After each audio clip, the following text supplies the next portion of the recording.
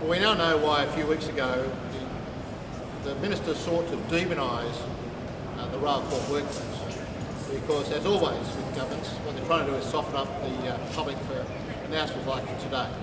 Another 690 jobs to go from the New South Wales rail network. On top of job cuts that have already been announced means we're going to see 1 in 10 workers in our rail system are going to lose their jobs. You try and tell me, or any member of the public travelling community that are here with us today, that is going to improve reliability and customer service in the New South Wales and Sydney transport system.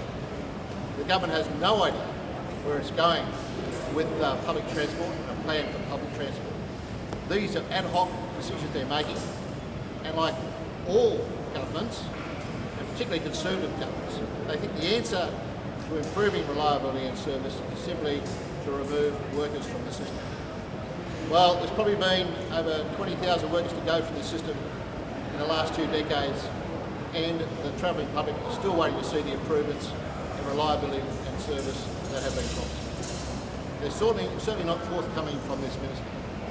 In addition, the public expects more from a government that was promised, elected on a promise of delivering jobs for New South Wales. It is the biggest employer in the state of New South Wales, and all it has done since it has been elected is slash jobs. 15,000 are on the table. These cuts, by my estimate, bring close to 6,000 already gone. People are very concerned about jobs out there in the New South Wales economy, and the last thing the government should be doing, aside from the impact it's having on our transport system, is slashing jobs, particularly in these difficult times. It just doesn't make sense that you can take 450 maintenance jobs out of the system yet improve maintenance. That's the argument, of course, that's been put to the Minister and the government already. There's been no evidence, not just now, but over time, as to how taking workers out of the system, whatever particular aspect of it, particularly maintenance though, is going to improve reliability. And there seems to be no answer in terms of where it goes from here with maintenance in the system. Is it going to risk safety? Well, as always with these issues, when you have changes of staff, when you have jobs cut, it brings into question the safety of the system and the reliability of the system. Clearly, that is a question that the government has to answer.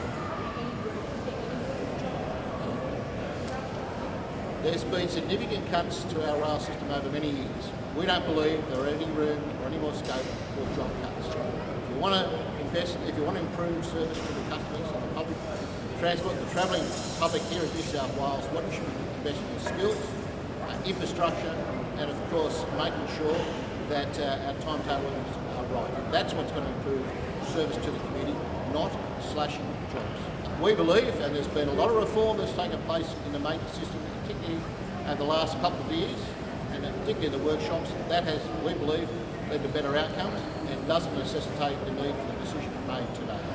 Look, the good news for commuters today, of course, is that we were able to get the government to back down on their planned station review process, which they unfortunately let slip a couple of weeks ago. That, of course, has been stopped now. They've agreed today that they would stop that. The bad news, of course, for commuters is it still has to be explained to us how they're going to be able to do it with less staff. Quite clearly, operating an expanding rail network is increasingly difficult with less people to do it. Of course, the ugly truth, of course, is that we've yet to see how getting rid of the most experienced people in our rail network improves customer service, and that's the big issue for us. The Minister has been continually on about improved customer service.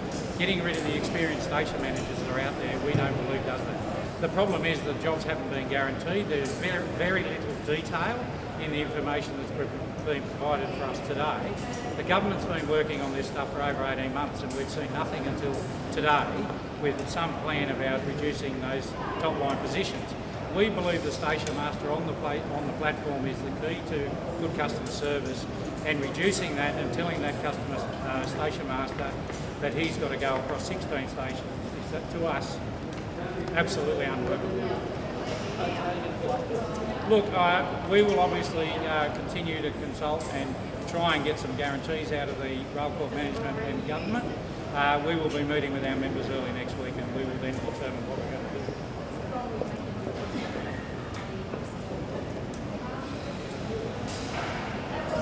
Look, question about how we do our work is always up for negotiation. We are always prepared to sit down and negotiate. At this point, this government's not showing us how they're prepared to do that. The weekend track work, the minister said that it shouldn't be done, it should be done overnight and there should be less disruption. Is that possible? Like, why is there work done on weekends and not overnight? Oh, well, look, I mean, obviously there's a peak hour service that's got to be delivered Monday to Friday. When these jobs are done is really decided by people who control it in other places. So, again, we are always happy to sit down and negotiate.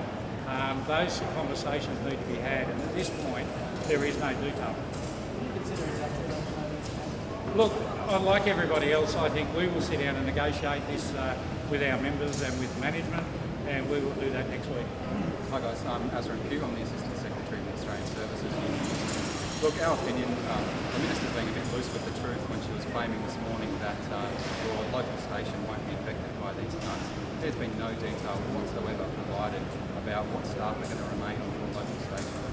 What we do know is that they're going to cut over 130 of the most senior station staff. So you will be losing the most experienced staff on your local station. That's what we do know from the Minister's announcement. But there'll still be the same number of station staff. So we don't know, and we certainly don't know. The Minister has not provided any information about what the effect on your local station is going to be. Do you have a concern about particular areas? That busy stations will be okay, but maybe some of the quieter stations will be more effective? Again, we don't know what the Minister has planned for station staff across the whole network. We are very concerned about the security of stations, particularly stations that are staffed 24 hours a day when the trains are running. So we have significant concerns about those stations. And they're obviously the first to go when you start moving staff around. You move them from the less popular stations. So we are very concerned about